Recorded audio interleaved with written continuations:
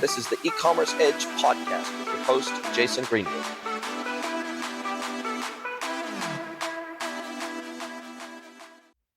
Welcome to another episode of the E-commerce Edge podcast with me, Jason Greenwood, your host. It is my absolute pleasure to welcome our next guest, Mr. Arjun, and I'm sure I'm going to butcher this, but I'm going to give it my best shot on the surname here. Mahadevan, I think how I say it, from Doola. Welcome, Arjun, to the podcast. Thanks a ton for having me on. The way I say my first name, I say it's like Argentina without the Tina. I haven't come up with something for the last name, but you were good. I love it. I love it. No, that's great. That's a great way to remember the first name. It's very memorable. So well done there. Now, before we get into Doola and what it is and why you created it and how you guys do what you do, help me understand how you got into this wonderful world of, I guess, business automation. You call Doola a business in a box. If I look back across your history, your kind of working history, definitely there's an entrepreneurial streak there, but then you've been in the venture capital space, then you worked at Dropbox, then you worked at On Deck. So explain to me your journey of getting to a place where you said, actually, I want to make this easier for new business founders and owners to get up and running quickly and efficiently. Like, what brought you to that point? The dots always connect in hindsight. I would be lying if I told you when I was 6 years old, I woke up and dreamed about helping people start LLCs. I guess that might make for a better story, but it's not true. Now, if I did take you back, when I was 6 years old, actually it was maybe a little older in middle school, the very first business that I actually started, I didn't think it was a business. I thought it was here's a way to make some extra money, which technically is a business, was a snow shoveling business. I grew up in Boston, and in Boston during the winters, you get feet of snow, multiple feet. And I realized, wait, I first have to go shovel my driveway, but then the neighbor's driveway, I think they even offered once, we didn't even ask, but they said, hey, will you shovel our driveway? We'll pay you. I was like, amazing. I get to shovel snow. It's a free workout. I get to do their driveway. So then I learned, okay, I can do this activity shoveling snow and people will reward me for it for my time. Then I learned the concept of leverage. I didn't know it was leverage back then when my dad bought an electric snow shoveler for our house. So it had these heated handles. It would shoot out some hot water so it would melt the snow. That allowed me to have more leverage so I could do our driveway faster. Then I took the snow shoveler and I used it on other driveways. So now I could increase the amount of driveways I could do for the same price. So I didn't realize these business concepts then, but that was the first business I worked on. I didn't really do anything after that in terms of pure business. I ended up studying math and economics and statistics in undergrad. And then I was working in finance doing an internship, and I realized following tech prices is fun, but I'd actually go rather work at a tech company. And that's when I moved to San Francisco. My first time there was for an interview with a company called Dropbox. Second time, day one on the job. And I learned a ton when I was at Dropbox. Truthfully, though, if I was being candid, and I haven't really shared this too publicly, I went to Dropbox because I thought I needed to have some tech experience before starting a tech company. I had the itch. Every person can relate to that. It doesn't have to be the itch to start the next Dropbox or Airbnb, but it's the itch to do something, to create something and put it out there. It could be art. It could be music. It could be a company. It could be your thoughts. It could be anything. You don't have to build the next Dropbox or Airbnb. But I had the itch. You can't unscratch the itch. Once it's there and you're scratching, it doesn't go away. I thought about this idea. And then in San Francisco, the best part is everyone around you is quitting and starting companies. And you realize they're actually more normal than you think. Don't get me wrong, work ethic, idea, the ability to sell people, they're phenomenal at that, but they're normal people. And you realize, wait a second, anything around you is created by someone who decided to take action. So I decided to join a startup because I actually thought I needed a bit more experience in an earlier stage. But then I actually ended up not joining a startup because I realized I had this idea. It's going to be in the back of my head. I got to try it. First idea was a social fitness app. It didn't work. Second idea was a Twitter competitor. Didn't work. Third idea was a video messaging app. We actually got into Y Combinator, the holy grail of startups, lower acceptance rate than any of the Ivies, maybe all the Ivies combined. That also didn't work. And then I learned my first lesson there. From the outside in, it looks like if raising money is all you need, and that's actually all you need. You raise money, your company works. Wrong. But YC ultimately is betting on founders. So through the pivot process, we realized the company didn't work. It was a video messaging app. But the thing that ate at me wasn't the odds. If you are playing the odds, you should not start a company. There are things you can do with a higher expected value of your time, things that are more likely to succeed. The odds of a startup or any business succeeding are very low. You should not play the odds.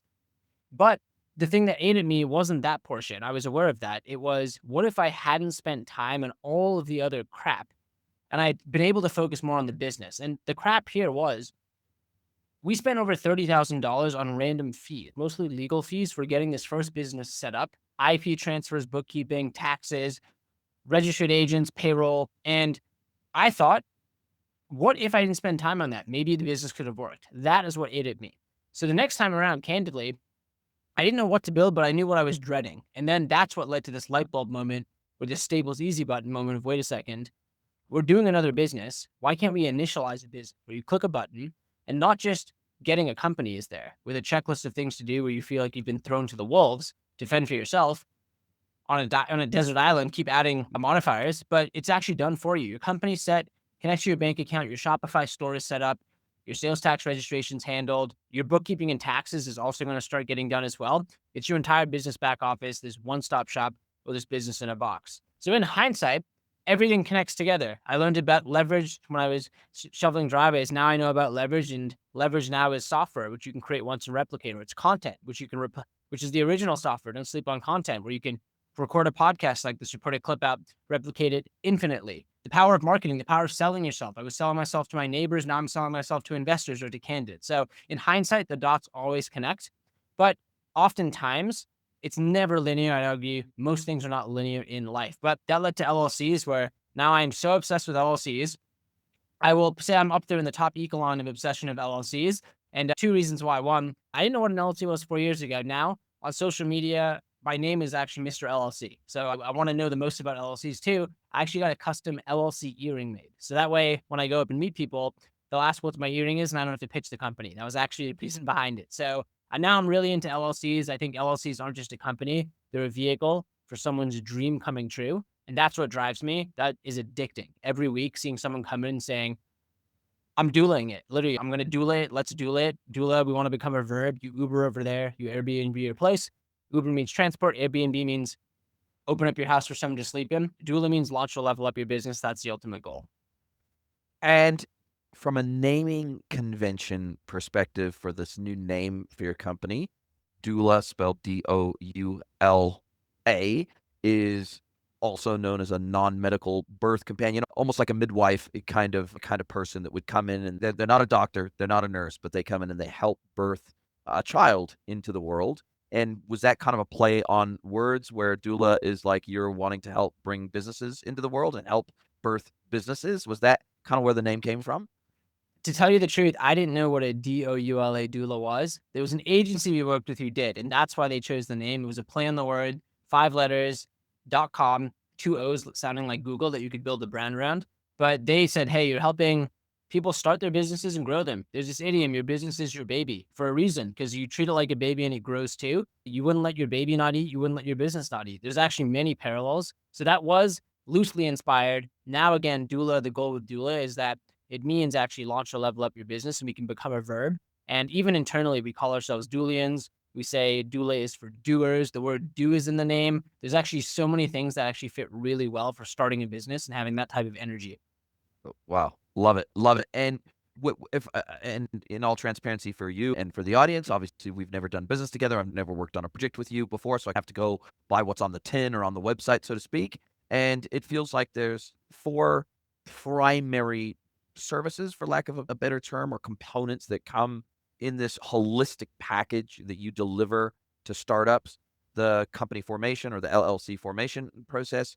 There is the bookkeeping side, which obviously leads very nicely into the next sort of component, which is the tax side, to make sure that you're paying the right tax at the right time and you're not going to end up in trouble with the IRS, which for anybody in the world who, even if they don't live in the US, they probably understand how scary the IRS can be when they're on the scent and on the hunt. And then you've got the analytics piece, which is almost like the BI tooling, particularly for you if you've got an e-commerce business and you've got a digital business and you're selling through multiple channels. Maybe it's Amazon, maybe it's Shopify, maybe it's eBay, etc. Then you need to be able to understand where your sales are primarily coming from, and then understand what is the performance of those channels. What is our average margin across those channels, for example? What is our average cost to serve? customers across those channels, etc., right? And what is our average cost to acquire a customer across those channels? So it feels like those are the four components of the cost constellation of Doola, but help me understand anything I may have missed. That was spot on. I honestly might have to take that and we'll put that as an ad. Cancellation. And the thing I like what you described is that everything ties together. This is one of the biggest misconceptions people have about launching or leveling up a business. Misconception one, Delaware is not the best state to form in. So that's like a fun fact, but Delaware people think is is the best state because that's where the most LLCs are formed. There's more LLCs than people in Delaware. But if you live in the US, I'll actually teach you now, it's actually best to form an LLC in the state you live in because technically that's where you do business. If you form in Delaware, you technically have to do this thing called a foreign qualification to register to do business in your state too. You just doubled your annual fees. So there's a little lesson in the US. You should choose the state you live in. Internationally, you can choose anywhere. We actually see Wyoming is the most popular. But to come back, the biggest misconception people have is it isn't unfortunately as simple as just start an LLC. You actually need to then apply for your EIN, which is like the social security number for your business to get your business bank account so you can get paid. And then you actually might want a payment processor like Stripe so you can get set up on Stripe or Shopify payments to get paid. Or maybe on Amazon, you'll connect your bank account so you can sell there. And then, wait a second, you have a business. You need to track your transactions. You need to separate personal and business. That's where you should have bookkeeping or accounting. So you're actually understanding your numbers. Are you profitable? What are your analytics metrics? And that's where analytics, we actually believe, is built on top of that because you have your inputs, your core costs of the business, but then you can start to look up what channels are working well. What's my return on ad spend on certain channels? What does my inventory look like? What about payback periods? And then there are two certainties in life, death and taxes. We won't help you with death. Taxes, we can't help you with. You have to do taxes. There's no getting around it. You can optimize your taxes, though. There are ways you can have and maximize your deductions. There's this thing called the S Corp election, which most people in the US sleep on, where simply by having your LLC elected to be taxed as an S corporation, you can meaningfully reduce the amount of payroll tax you're paying, and that can lead to thousands in savings once you're doing 75,000 plus in revenue. So my point here isn't to blast out information, but there are so many misconceptions. And one of the biggest misconceptions I had as an entrepreneur is that I had to know it all. You don't. What you actually need to know is who can go do it for me. That's the biggest thing I've realized is that I do not have to be an expert in everything. I have to be really good though at knowing what can I do best, what is important for the company, and then finding people who either are working full time or tools who can handle different parts of the stack. So that's our goal, is that we can be that one-stop shop, that business back office for many people who are just solopreneurs, an individual starting a business. And the final thing I'll stay here is this is actually the moment when very early on I realized we had something here. I was back in Pennsylvania. This is actually when we had just started, so a little over 4 years ago. And I was telling my dad about the ideas we were considering, and this is one. And then I was telling him, yeah, we're going to help people from outside the US start LLCs. That was the original idea because we can't serve everyone. Let's start international. There's less competition. And then my dad goes, oh, yeah, I have an LLC. And I spat on my coffee. I wasn't even drinking any. He had never told me he had an LLC. And I said, what do you mean you have an LLC? And he explained, he's a doctor. He wanted to be able to share certain types of x-rays with his friends to review, and Dropbox doesn't accept that file type. So he was like, I'm making a Dropbox to share these files. He has his own LLC. And I said, holy crap, my own dad has an LLC. He didn't tell anyone, but he had some side hustle. And then here's the best or the worst part. He didn't know his EIN. He didn't have a business bank account. And I realized, holy crap, he's a smart guy. He couldn't even figure out or didn't have the time to handle these things. And again, it's not just as simple as LLC and website. You need the EIN, you need the bank account, you need everything else. So the goal was, and that line of, I don't want a checklist of things to do where I feel like I've been thrown to the wolves, was such a visceral piece of feedback we got from our first customers. But that initial story of my dad having an LLC and not telling anyone, and then also hearing people saying, I don't want just one thing, I want the one-stop shop. That's when we knew nothing in the law of physics stops people from putting these things together so that you can go from formation to first sale on Shopify or Amazon faster than anyone else, and then keep it compliant. So that's the ultimate goal, is formation to first sale and then scale, and we can help you with that entire journey. Yeah, and look, it's definitely the done for you thing is definitely a popular approach for many different business functions. But I wonder how, if we look at just Shopify alone, 12,000 apps in the App Store, lots of apps for the analytics, plugins to plug into Xero or QuickBooks. plugins to plug into analytics tools and various other systems that are, okay, you pay $10 per month for this, $20 a month for that, $50 a month for this, whatever it might be. And so it feels like they've got a pretty solid business ecosystem just in apps alone. But I guess from your perspective, you're going, well, sure, if somebody's just got a side hustle at home and they're going to do $500 a month through Shopify, then maybe they set up as just a sole trader. Maybe they don't even need an LLC, something like that. Then maybe that's a great place to start for someone. But if someone is building a startup to scale and they want to start off on the right foot, meaning they want to have the right business foundation, they want to have the right structure, they want to have a business bank account instead of running everything out of a personal bank account, they want to be properly registered with the IRS and their state where they're doing business, where they have a business nexus. They want to be able to write off business purchases because you can only do that when you have a business account. You can't do that when you're running everything out of your personal bank account. So there's feel, and I'm just reading between the lines here, and I'm sure you'll correct me if I'm wrong, that you said, look, we're not going to be for everybody, and we're actually not trying to be. We're not going to be for those little side hustlers that start up a small business on Shopify just to see whether it works. Or maybe if someone does start up that way, at some point when they get, it's the popcorn that pops, right? Maybe only 5% of those small businesses on Shopify actually get to a place where they justify actually being a real business, right? But we're going to be a great fit for either startups that have big ambitions or these smaller one-man band, two-man woman type businesses, two-woman type businesses that then they explode unexpectedly and now they need to get right with the world and they actually need to get a proper business set up.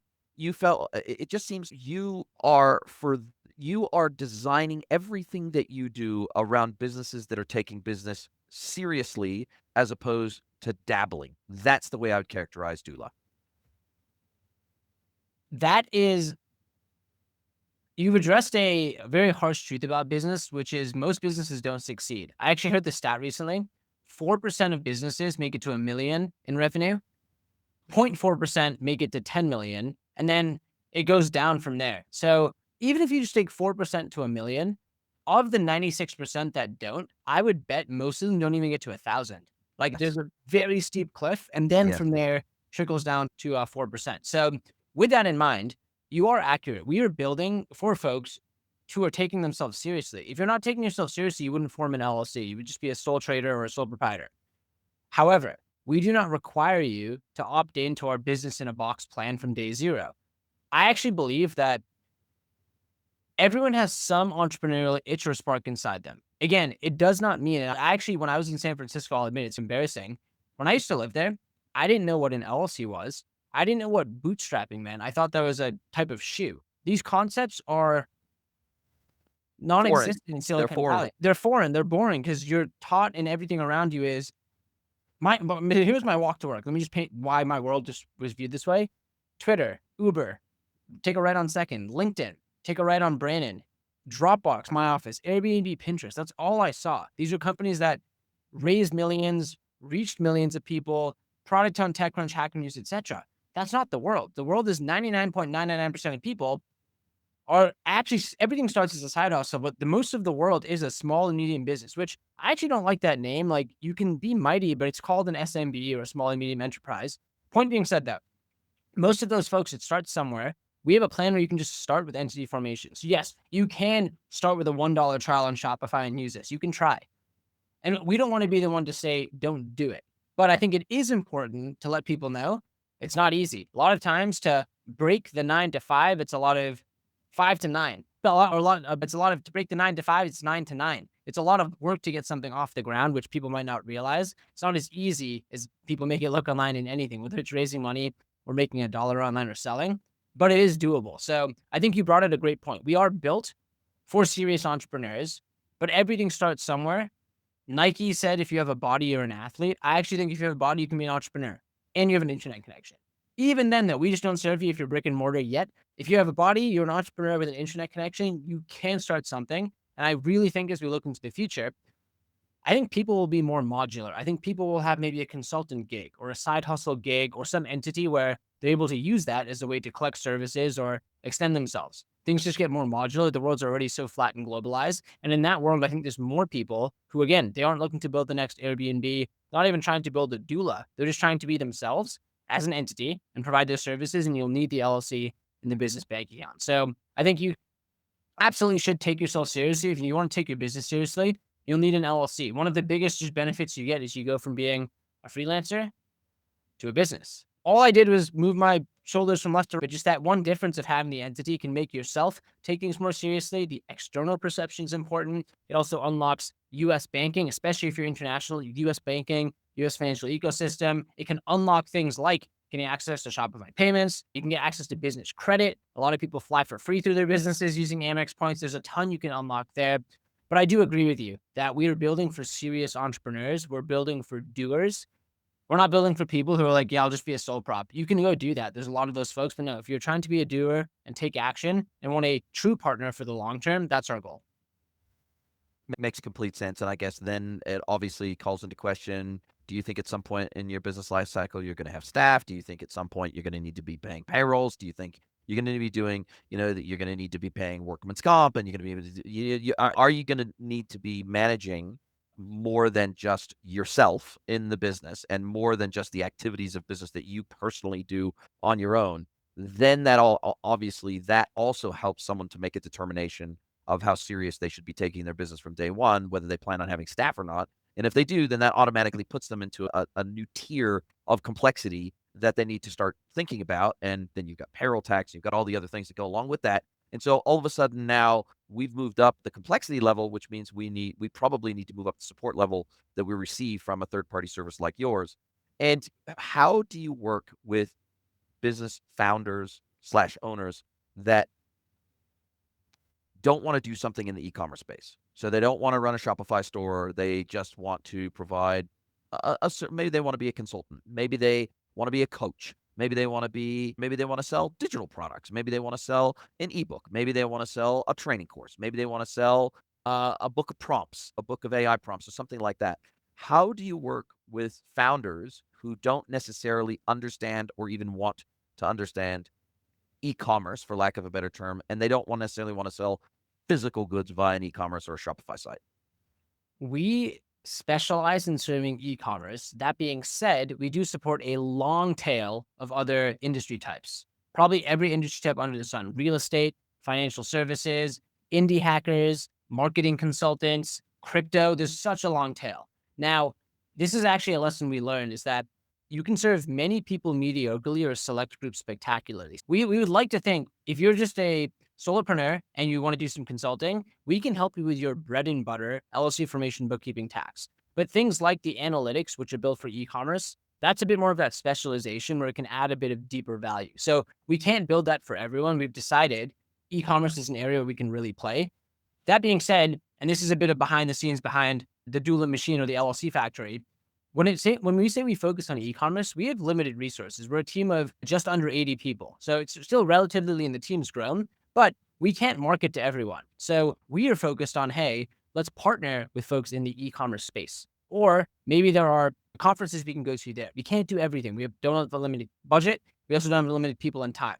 That being said, we still do get a lot of inbound from other places, and we don't say no. So this is where inbound marketing is very powerful, where everything from ads we're running to content to word of mouth, we have all these nets which are out there catching people into the Doola net. And then they come in and realize, oh, I'm a doer, I want to start something. But then we also have these spears where we can actually go out and say, okay, that's where we can be more targeted and say we're going after this vertical or this vector or this person. And then we have these seeds, which are just true organic word of mouth, where as these people come in, they then become these advocates for you too. To confirm, and it's a great question, we can serve multiple industry types from a focus perspective. And this comes to the product we're building out and partnerships, et cetera. We are very focused on e-commerce. And specifically Shopify, right? So not planning to integrate with every e-commerce platform out there. And you're specifically focused on primarily physical product businesses, and you're primarily focused on B2C, D2C businesses, not B2B businesses. So that is correct. Yes. Now, one thing I will say is we are seeing more and more, and I think this happens as you grow, but I also think more businesses are doing this from the get-go, which could have pros and cons, omni-channel or cross-channel. So a lot of folks who start on Amazon because Amazon has the intent, people going there, but realize I want to have my own customer experience and build my own brand. So let's go to Shopify. And then vice versa. People saying, wait, if people's working on Shopify, but we're missing out because people are searching for us on Amazon. Let's go over there too. And then wait a second, Walmart has a pretty cool program now. Maybe I can go try an Etsy. So we are seeing more people go omni-channel. We do allow integrations with other platforms and we're building more too, but the bulk of our e-commerce businesses are Amazon and Shopify. Makes sense. And I guess the great thing about tapping into the Shopify ecosystem is that they've got their own native integrations with a lot of other channels, the Amazons of the world, the TikTok shops of the world. And even if they don't have an out-of-the-box integration, there's many apps, many omni-channel connectors that have native integrations with Shopify that then integrate you with other marketing and transactional channels. So I guess using Shopify or leveraging Shopify as a hub, both in terms of a technical hub, but also a business nexus hub. Everybody's trying to tap into the Shopify ecosystem, the biggest commerce ecosystem in the world. So it makes sense that to make that the North Star of your business, at least for now, in terms of technical focus. As you said, it can't be everything to all people, and you certainly can't integrate with every single platform out there. But you have been operating for quite a long time, not that long. You're still a startup. You've been out there long enough now that when you first started, you said that you were in YC, right? Was would you, because you've been in business for almost 5 years, Correct. that puts you back smack in the middle of COVID when everything online was just going apeshit. It was just going, the TAM exploded because people were forced to stay home and they were forced to shop online more than ever before. So the TAM largely has collapsed in comparison to what the TAM did back in the day. And we saw a whole lot of dreamers, a whole lot of wishful thinking. We saw a lot of people get into e-commerce as a side hustle during COVID because it felt like that was an easy way to make money. And the reality is, if you couldn't make money during COVID doing e-commerce, you probably should have run far from e-commerce at that time.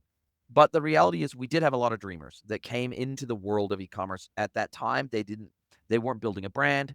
They were opportunists that took advantage of what was happening in the marketplace in terms of new customers that they could reach quickly and relatively easily because there was just so many more of them out there. Have you seen, as that TAM has largely collapsed because lots of people are back and we've gone much more back to the mean in terms of, we're still up into the right e-commerce growth as a percentage of total retail, but man, we had that massive blip in the middle with COVID, but it's gone back to the mean. And there was a lot of startup e-commerce businesses that just got crushed once lockdowns stopped happening and everybody started going back into physical retail spaces.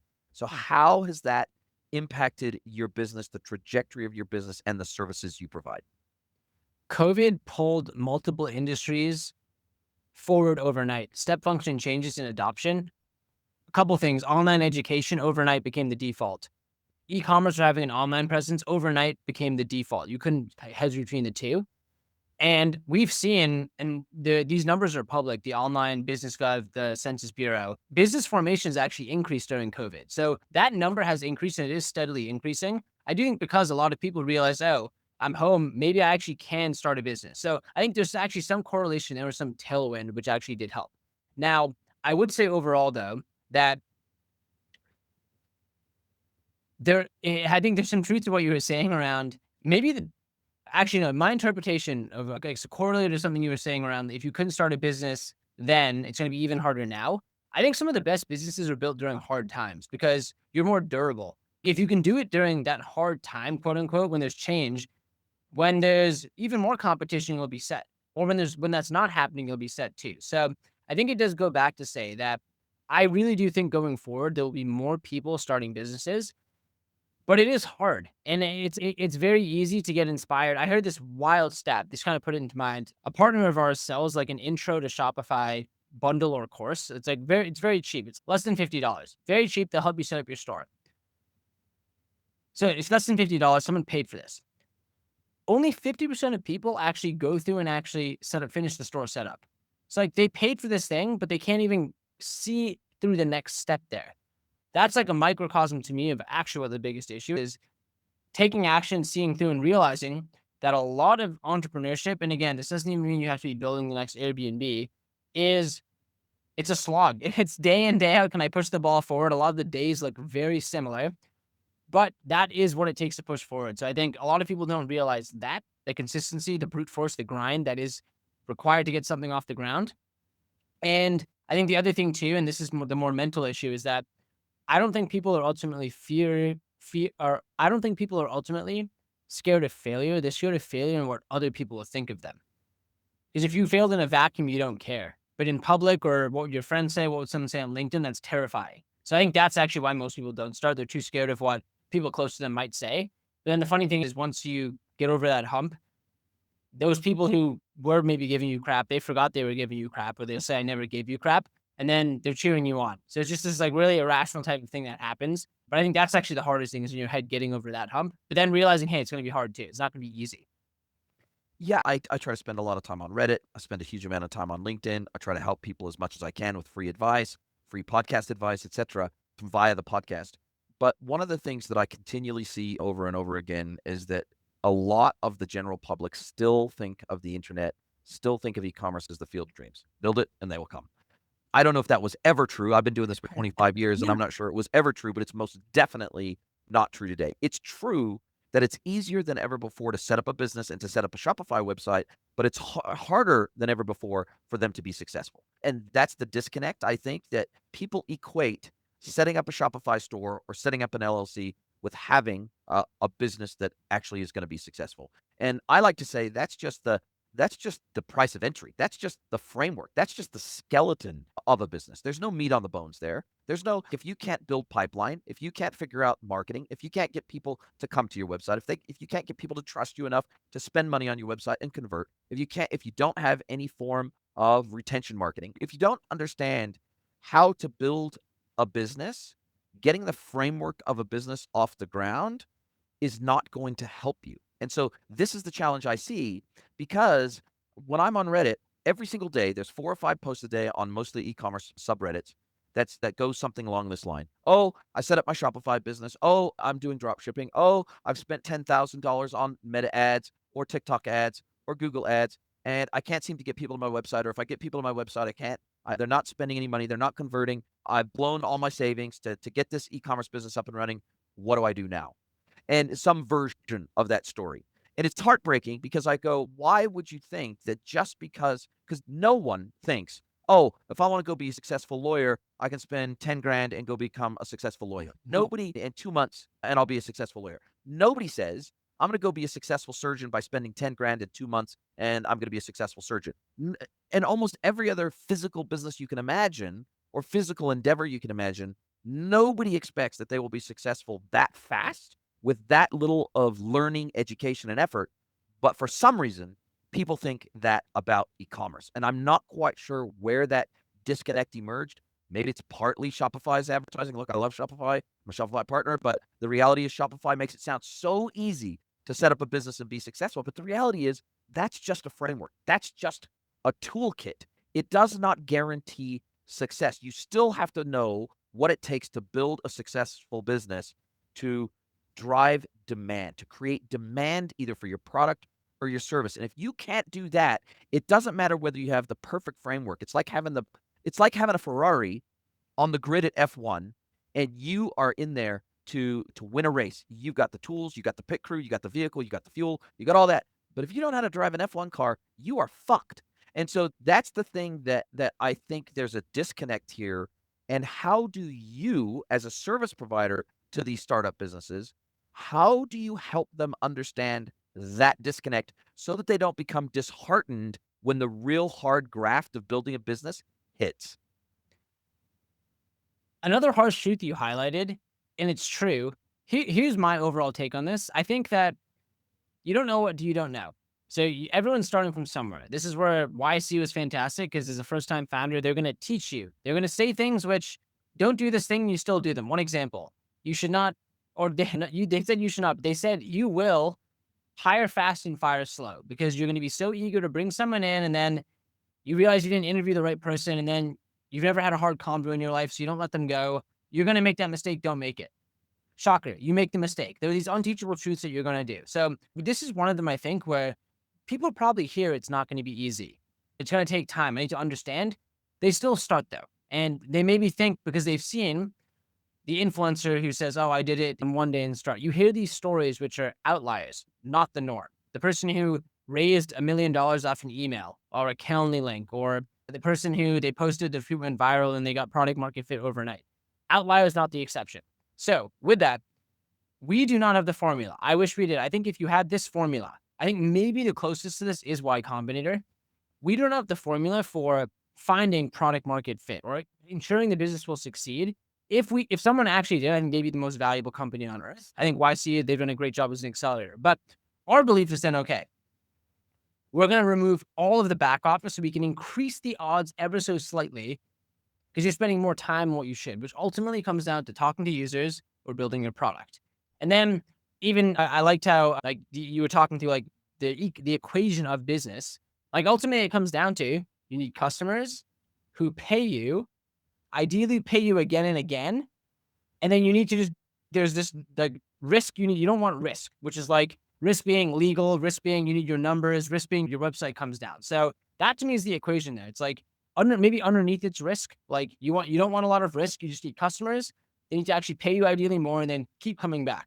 And then, the amount they pay you times how much they come back is like your lifetime value. So it's customers times lifetime value. But even if you just boil it down there, you're totally right. Most companies don't die because they can't build a product. They die because they can't repeatedly acquire customers for a low enough customer acquisition cost. So maybe you did spend $10,000 on TikTok or Meta and you got $100 conversion. You don't have a business. You have I'm losing $9,900. So this is where you need to know your margins too. So there are a lot of concepts and it can sound overwhelming for someone new. It really can. I think over time, you've been in the industry for a long time. Through Doola, I've made mistakes, but I've learned a lot more about even thinking about the business as an equation. But to really simplify it, I think it really comes back down to if you're starting from scratch, get your first, boil it down. Get one customer to pay you. That's the first moment. Fantastic. Now you got one. Can you make it two? One's a dot, two's a line, three's a trend. Okay. Can you get 10 unaffiliated people from your network? Because your friends might buy anything. Okay. Can you make that 50? Okay. Now we have some patterns on what's working here. Can we make that 100? Okay. Now can we go to 1,000 the first? So I would just incrementally work your way up. And then it comes down to just addressing what the biggest bottlenecks are. So we have customers, they're only paying us $10. Can we charge a bit more? What value do you have to provide? That's building a new product. Or, hey, talk to your customers. 10 of them said they found us from listening to this podcast. Oh, maybe I should go do 10 more podcasts, actually. So that's where you're actually talking to customers and learning too. So I'm not going to stand here and say we make it more likely your business will succeed by some secret sauce we have, but we do make it more likely your business will succeed because, let me put it this way. Whether you like him or not, I'll use Elon Musk as an example. He's not uploading transactions to QuickBooks. We're not going to Mars if he's doing it. There's no way. So he's a prodigious entrepreneur, multiple, but you can use any other entrepreneur. Jack Dorsey is running multiple companies. They're not uploading transactions to QuickBooks. They're not going to this Delaware State website to form an LLC. And I'm using Doola examples, but they know what they have to focus on to grow their businesses. You can use Sarah Blakely from Spanx. There's no way maybe she was starting, but at a certain point, she's not uploading transactions to QuickBooks. Insert any entrepreneur. They know where they have to delegate and where they can focus their time on the hard things, which is product and growth, talking to customers, building the product. So again, it'd be misleading if we said, oh, you come to Doola, your business is going to work. But our belief is let it come to us. Trust we've done this for over 15,000 people. And now you go focus on what matters. And with time, we can try to provide this education. So that is a long-winded answer to, hey, can we provide the content and education on actually the business tactics? Here is what e-commerce analytics are. Here is actually how to create a podcast for your business. There's a lot of things that we've done as a business, which entrepreneurs we work with need to solve. So I do appreciate you calling it out. It is sad to see those types of stories where people have thought they can get a shortcut. Every single person wants the shortcut in life. It's what we're wired to do this as humans, to find the shortcut. Unfortunately, there are no shortcuts in life. There are outliers. But then ultimately, I do think that the harder you work, the luckier you get. So a lot of those outliers behind it were 15 things that failed. And this is just the one that happened to have that asymmetric upside. Yeah, I couldn't agree more. And look, it's even me. I had a very strong personal brand. I've been putting out content for over a decade in my space, been working in e-commerce for 25 plus years. And then when I started my own independent consultancy nearly 5 years ago now, first 2 years, really tough, even for somebody like me, even for somebody that had 30,000 plus followers on LinkedIn, who had a podcast since 2016, who was pretty well known and pretty well respected in my industry. Success did not, even for me, And I had a lot of the foundational pieces, like, in place. I had a lot of the building blocks Yep. in place, and I knew how this was gonna go.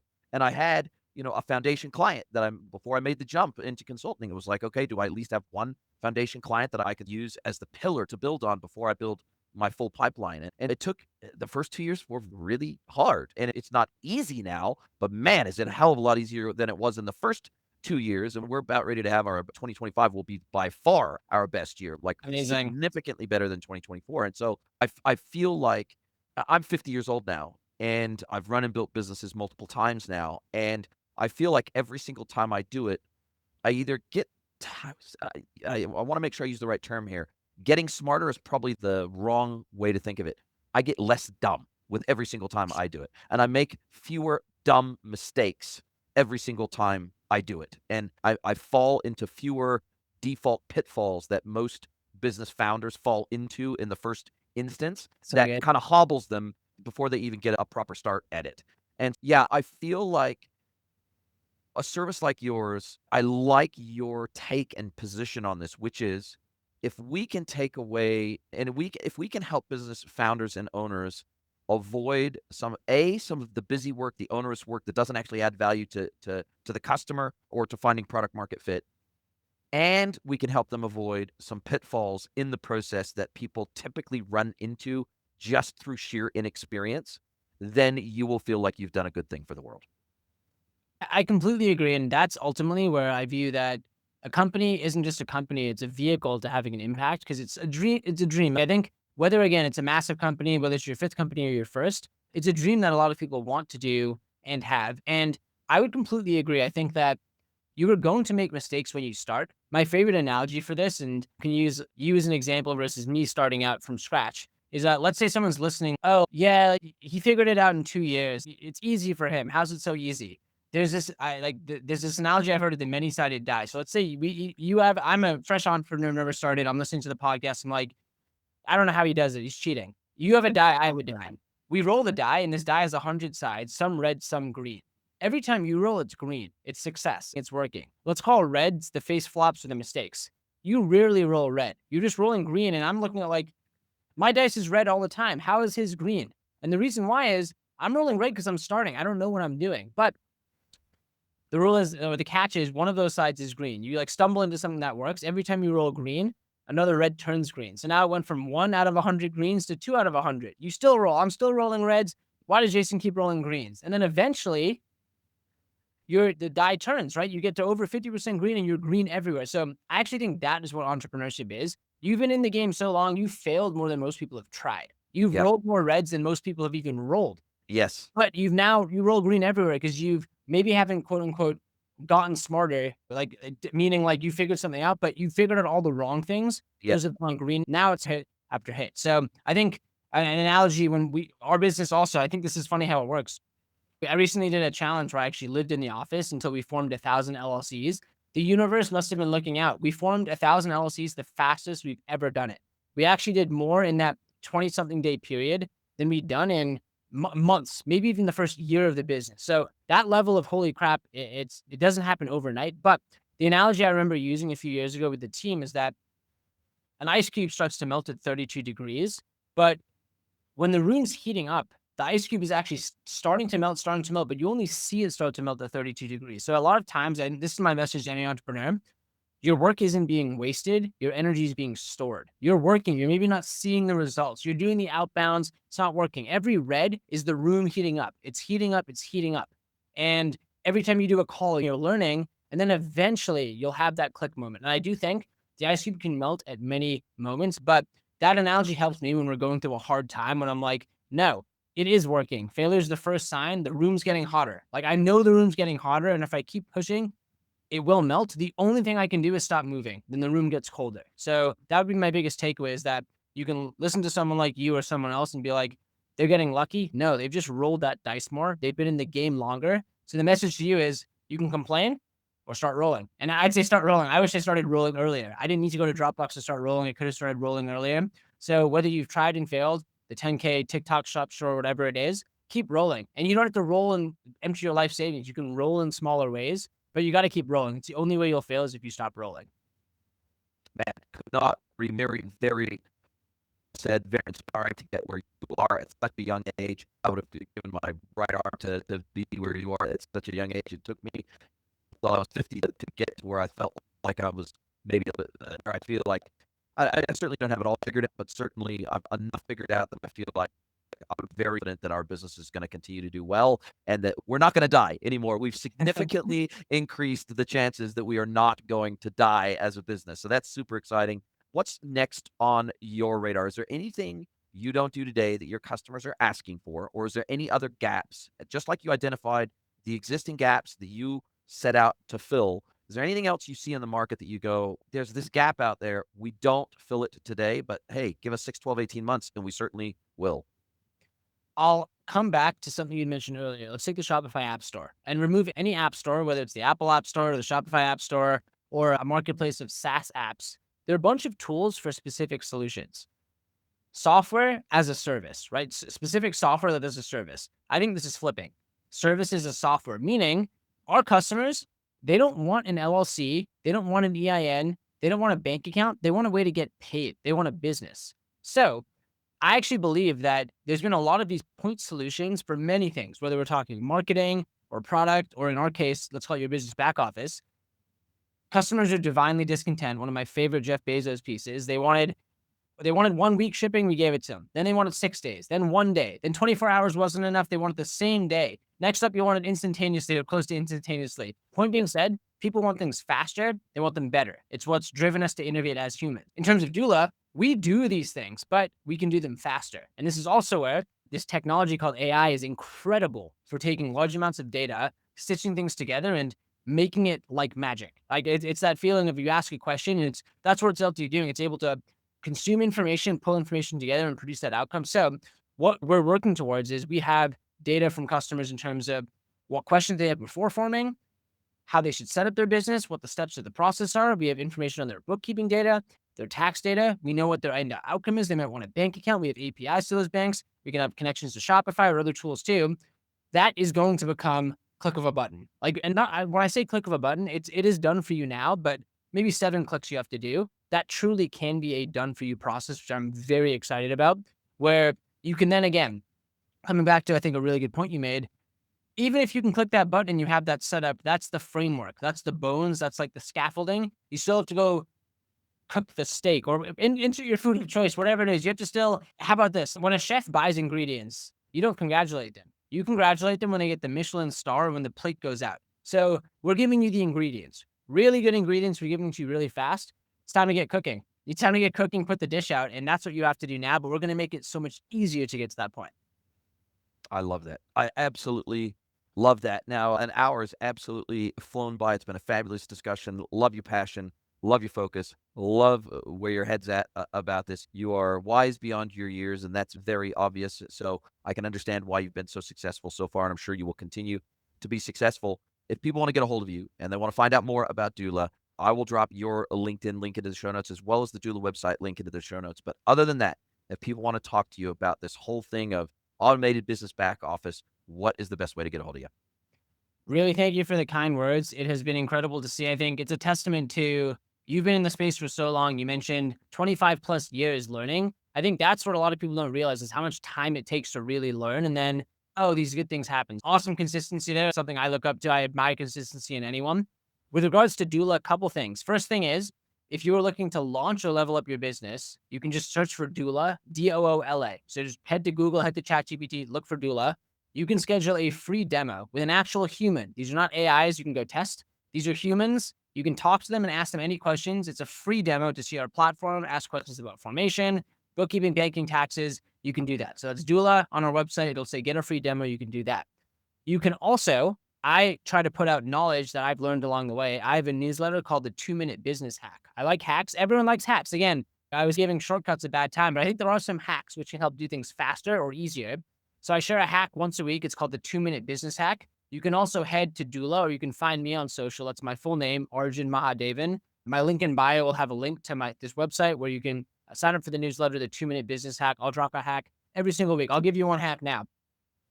One hack is if you do sales calls or even podcasts or anything, but I like for sales calls, you can put makeup on your sales calls. And the analogy for this is if you are sitting down on a sales call, you naturally just lower energy than if you're standing. So I have a standing desk. I'll always stand.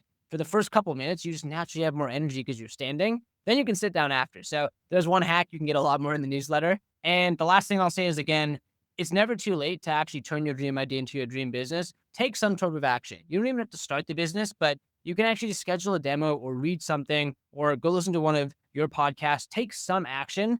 And remember, you're not scared of failure. You're scared of failure and what other people will think of you. Ultimately, my favorite line, I have to plug it here, is normal as a dishwasher setting. You don't want to be normal. You want to be yourself. We're taught to fit in when we're earlier. It's wired to our hunter-gatherer day instincts, but you don't want to be normal. You want to be that outlier. You want to be yourself. So go do the thing. Be a doer. Let's do it. We're here to help if we can. I love it. Wow. Love the energy. Now, as we do come down to the end of our time together, this is where I get to flip the script. I get to hand the microphone over to you. I get to let you ask me one question, any question you like. It can be personal or professional. Mr. Arjun Mahadevan from Doola, what is your question for me today? What is something that you believe that most people would disagree with you on? Your hot take or your contrarian take. So most people would agree, but you disagree with this thing. I'll give you two. First of all, I believe vaccination is poison, and that's one of the reasons why we left New Zealand, was because of the way New Zealand handled COVID, and we were locked down. Our borders were closed for basically 3 years, and we were like, we're never going to put ourselves in that position again. We got to get the hell out of here. That's the first one. Two, getting out of debt and staying out of debt. I don't believe that debt is ever a good thing. It can be a tolerable thing, but I don't think debt is ever a good thing. I can't think of a scenario in my 50 years of life where debt was ever a good thing in my life. And so I have worked exceptionally hard to get out of debt, stay out of debt, never be in debt. We paid cash for our house. We paid cash for our car. We try to never, both personal and business debt, I try to do everything at the speed of cash. So I know people will argue and say you can use leverage, you can use the bank's money, you can take the equity out of a house that you bought and then buy another house, and the interest you pay is less than the interest that you get on your investment. But I just don't think enough people take the risk factors associated with debt into those calculations. So for me, that is a thing that I don't see most people considering when they go into debt to do a thing. I don't think they understand the stress that that brings. I don't think they understand the risk that it brings. And I don't think they understand the opportunities that they are limited out of as a result of that. And I'll give you just one example. There are millions of people that stay in jobs that they absolutely hate because they are afraid if they leave that job, they won't be able to find another job, or they don't start that business, they don't do that thing because they got to make a house payment, they got to make a car payment, they got to pay for student loans, they got to pay their credit card payment. They've just got debt coming out their ass. And as a result of that, it really limits the freedom of thinking and the freedom of action because they are petrified of not being able to pay their debt, that it puts their thinking in a really tight box. And I think that's a really sad thing to see and to witness in other people, that they really limit the optionality in their life because of the sheer volume of crushing debt that is in it. And I just would encourage people to try to avoid debt like the plague if they can. Appreciate the candor. That was also a really cool question. I haven't heard that asked before. I might have to steal that. Good artist copy, great artist steal. So the flip the guest question at the end. I really like that. And thank you. I've never been, out of over 500 episodes, I've never been asked that question before. So I love that too. So really appreciate the input and really appreciate the energy you brought to the podcast. Thank you so much for your time. I cannot wait to speak to you again soon. Are you a B2B or D2C e-commerce merchant? Then head over to greenwoodconsulting.net to learn how we can help you scale your business.